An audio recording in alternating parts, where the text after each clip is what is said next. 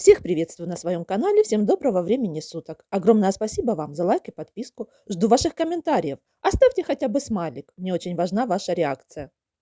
Так как ночь в Днепре была неспокойная, Севка полночи провел в бомбоубежище, не выспался, поэтому сегодня в ТикТок выполз поздно.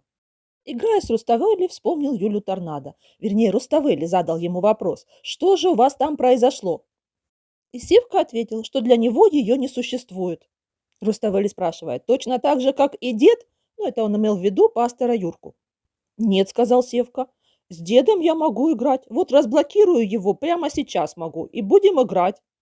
И вообще, из всех заблокированных мною для меня не существует только колориста и Юли Торнадо. Всех остальных я могу разблокировать хоть сегодня. И что, оказывается, эти все остальные нормальные. А чего ж ты тогда их блокировал? Но на самом деле ему просто уже играть не с кем. Он даже сегодня вечером уже потом жаловался. Сижу у С1, не с кем вообще играть. Одних заблокировал, с русскими не играю принципиально. И в результате батлился потом только с колясиком. Затем Севка по 150-му разу рассказал, как он ехал по встречке задом наперед. А вообще я вожу очень хорошо машину. Правда, правил не знаю. Да-да, он так и сказал, правил я не знаю. Так зрители в этом и не сомневались. Затем поиграл с Белоусовым. Но что самое интересное, проиграв, он кричал уже не на своих кур, а отрывался на дарителей соперника. Вот если бы у нас зашел бы кто-то 45-го уровня и дарил подарки, то вы б тоді побачили. Но это там у Белоусова была дарительница 45-го уровня. А Севке ж завидно, что эта дарительница не у него. У него вообще последнее время что-то не видно больших подарков, не заходят крупные дарители. Чувствую, я Шупа на Новый год останется без подарка. Доходы-то упали. А раньше помните, какие он подарки херями дарил? И на Новый год, и на День Татьяны, и на День Святого Валентина. Он готов ее был поздравлять даже с днем взятия Бастилии. Золото, бриллианты. Все подарки были у него недешевые. А сейчас деградировал до такой степени, что все от него отвернулись. Доходы упали, вот он сидит и бесится. Сидел, ну все, уже ж репетиция скоро, надо хоть кофейку выпить. О, ребята, а шо мы не одіть? Этот вопрос у него звучит все время. Снова порылся в своем худевом гардеробе. И, девчонки, достал снова это худи с надписью «Адидас», в котором на день рождения ходил. Потому что больше ничего приличного у этого миллионера нет. Так как на часах уже почти час дня, он сразу же, как попьет кофе, собирается ехать на репетицию в театр. Ну а что туда-сюда бегать с 5-го на 5-й этаж? Еще раз повторяет, что на 2 часа дня у него репетиция по «Снежной королеве». Купив кофе, уселся в машину. А в машине вы видели, что творится.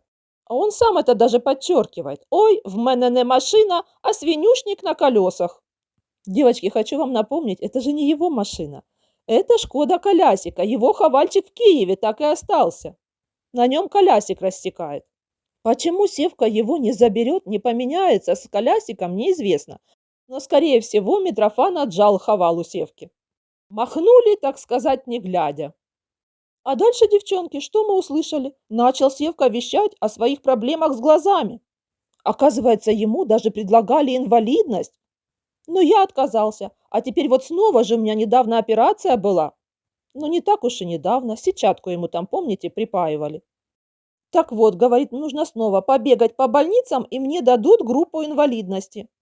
Девочки, смотрю я, этот Лешек все-таки всех вдохновил оформлять себе инвалидность и сматываться в Европу. Вот Адамян себе диагноз уже придумал. По глазам у него будет инвалидность. Интересно, что же придумают Колясику? Ведь за отсутствие мозгов инвалидность, к сожалению, не дают. Я не в курсе, кто знает, напишите. Может, инвалидность могут дать по степени ожирения? Потому что Митрофан в последнее время ест и ест. І от на часах 9 утра зроблю собі бутик, а то ж не покорю на голодний желудок, у мене ж заворот тоді буде. Это ж сидел, полночи жрал, а на утро он уже голодный. Ну, вообще-то, девчонки, я так подумала. Скорее всего, потому что он сидел на унитазе, поэтому и голодный. Ночью жрал и тут же срал. Только продукты переводил. Суетится, бутик себе делает, патчи под глаза налепил, Красоту наводит. Собирается сегодня к барберу идти. Лорик там в клетке разрывается, но Колясик заявляет: «Лорик, мені ніколи з тобою играть, до барбера я спешу». Ну, на перекур у него время есть. Стоит на балконе, смотрит и говорит: «Ой, у мене щось вікна грязні. Ніхто не хоче до мене прийти їх помыть». «Кокочка, так ты ж все время ноешь, что у тебя денег нет. Ты же не платежеспособный. Чем рассчитываться будешь? Натурой?» Девчонки, а знаете, чем Колясик занимается, стоя на балконе? Он каждый день подглядывает за соседом из рядом стоящего дома. И он, не стесняясь, в этом сознается. Вот мужчина, я давно за ним наблюдаю, такой хороший мужчина. И готовит, и убирает. Покурив, вернулся в комнату, начал собираться к барберу. Но вещи все мятые, продемонстрировал нам кровать, которая завалена просто вещами. Демонстрирует это и говорит: «Чокнуться можно, у меня тут склад.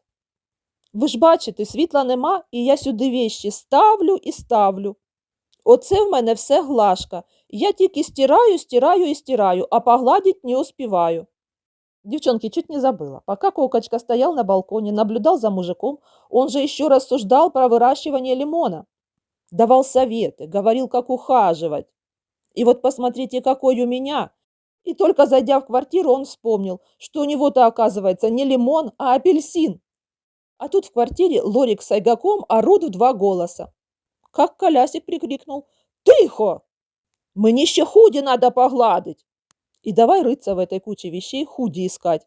«Ой, а тут у тазику ще й носки, це я ж вчора постирав. Сначала я їх милом мою, но мило закончилось. Це мило, воно дуже хорошо відмиває носки и трусы», добавляет Митрофан. Все-таки существует у него проблема, что трусы нечистые, и они не отстирываются, приходится даже замывать их. Худи нового нет, пришлось одевать стиранное, а вот футболок он новых-то накупил. Решил сегодня пуму одеть, полосатую. В руках держит пакет, заглядывает в него, а пакет из Адидаса. И зрители спрашивают: «А в Адидасе шо купив?» «Шо? Золото!» Открывает пакет на камеру и радостно произносит: «А нема нічого, булька з маком в Адидасі. Бачили таке?» Конечно, не видели. Где еще такого уошника встретишь? Глядя, сколько у Митрофана вещей, можно подумать, что там живет не один Кокочка, а 10 человек как минимум. Он ведь постоянно ездит в магазины, шопится, настроение себе этим поднимает и покупает себе все. Он как в агонии. Чувствует, наверное, что доходы у Севки падают, и скоро будет он снова сидеть с голой жопой, как в Италии сидел. Но сказал, что половину вещей отдам маме для хлопцев. Дальше с песней «Чиканута-нута-нута» он принялся гладить свою вот эту новую полосатую футболку Пума. А вы обратили внимание на размер этой футболки? Ширина ее была почти во всю длину гладильной доски, а у Колясика гладильная доска не маленькая. Пока Кокочка гладит, фоном орут, как я уже и сказала, Лорик с Айгаком в два голоса. И зрители пишут: «Да накорми ты кота!» І Кока отвечает: «В мене ще півні не співали. Вже були покушані, поубрані всі. Осталось тільки, щоб Сайгачок посрав. И тогда я буду собой заниматься». Тут котик начал чесаться. Вы слышали, как рявкнул Колясик: «Не чухайся!» Бедный кот аж замер. А Митрофану смешно, ржет, как дятел Вуді. «Оце в мене дитсад солнышко! Всі внимания хочуть. Из-за них я на час раньше должен вставать». Девчонки, он постоянно жалуется зрителям на свой зверинец. Ну ладно, Сайгака ему навязал Севка. У него же было условие: покупаю тебе квартиру в Киеве, если Сайгак будет с тобой. А Лорика ведь Кокочка сам захотел. Зачем он его заводил, чтобы теперь постоянно жаловаться? То дорого ему Лорик обходится, то дуже багато внимания требует. А мусора сколько от него. Постоянно ж надо пылесосить. Слава богу, сейчас хоть робот-пылесос это делает. А то ж постоянно Колясик со стоном шваброй убирал вокруг клетки Лорика. Сначала пожаловался на кота и попугая, а затем заявил: «Мои питомцы в 100 раз умнее людей». Ну, я так поняла, это он по себе судил. И зрители с этим полностью согласны, что Сайгак и Лорик умнее Митрофана. Тут вдруг раздался звук дрели. Колясик аж подпрыгнул. Я согласна, неожиданно, но 10 утра. И пока есть свет, человек, наверное, пользуется возможностью, производит какой-то ремонт. Но для Коки это с утра пораньше. Он как начал возмущаться. Сейчас вот я охране позвоню. Алло, а можно в 10 утра сверлить? Ви ж знаєте, я никогда ни на кого не жалуюсь. А тут вчора сверлили в тиху годину з часу до 3. О, а тепер молотком б'ють. Сходіть, розберіться. А зрители спросили в чате у Кокочки, а почему ты сам не поднимешься к соседу и не поговоришь с ним? А чого це я должен розбиратися? Хай охорона йде, я за це їм гроші плачу. Платежки бешені приходять. Ой, ну все, Глашка позади, нарядился Колясик. А вы видели, как он выбирал себе парфюм? Признавайтесь, обратил кто-нибудь внимание? Он его выбирал с помощью считалочки. У него ж этих пузырьков немерено. Набрызгался парфюмом и начал рассказывать, что идет же к барберу. Но я это уже говорила. И какую ему сейчас там красоту на голове сделают. И эту его бороду трах-тебедох в порядок приведут. И даже в носе волосы повыбирают. А помимо стрижки он хочет еще и покраситься.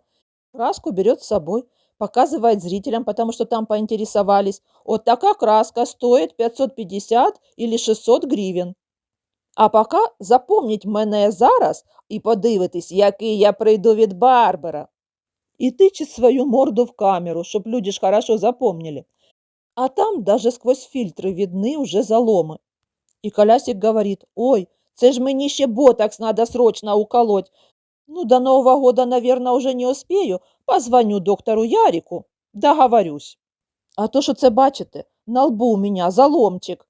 Это от учебы. Митрофан так свою единственную извилину напрягал, что на лбу заломчик образовался. Оце напишу доктору Ярику, хай мені ширане. Ширане побольше, все равно на полгода всего хватает. Девочки, все это время он тычет свою морду в экран.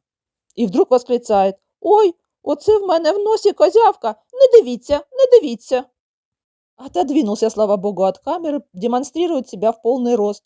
А футболочка на нем не в обтяжку, чуть свободновато, но совсем чуть-чуть в меру. Ой, оце треба було футболку, наверное, меньшего размера брать. Хотя не, хорошо, что такого взял. Я ще ж поправлюсь. Девочки, вот не иначе. Он хочет себе заработать какой-то диагноз на ожирение, чтобы можно было выехать. Ну, раз собирается еще больше поправляться. Ну, или с Надькой пойдут на проект «Зважені и счастливі», будут в одной команде. Чтоб не скучно было. А еще Колясик похвастался, что идет он не в простой салон, а в новый, крутый, Барбер Кинг. А там знаете что? Там же ж виски наливают. Ой, хоть бы мне грошей хватило. А то ж сегодня еще ему идти пломбу ставить. А вдруг в этом Барбер Кинг так все дорого? Это ж дурбецала, записалась, не глядя на прайс. Прочитал только, что виски наливают, и давай бегом записываться. Открыл прайс сейчас, читает. Ой, смотрите, 1300 стрижка, борода 700, итого 2000, и покраска еще 900. А ще ж волосы надо в носе убрать, итого 300. Ну, щось дороговато, а що там виски тільки наливають, а їсти що не дають?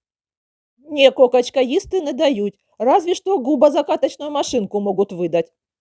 Помимо того, что нужно сходить к барберу, поставить пломбу, Колясик-то еще ведь в метро собрался сегодня. Настроил себе наполеоновских планов. На этом я буду заканчивать свой обзор. Что было дальше, будет в следующем обзоре. Всем спасибо за просмотр. Огромное спасибо за подписку и лайк. Жду ваших комментариев. До скорой встречи. Всем мира и здоровья.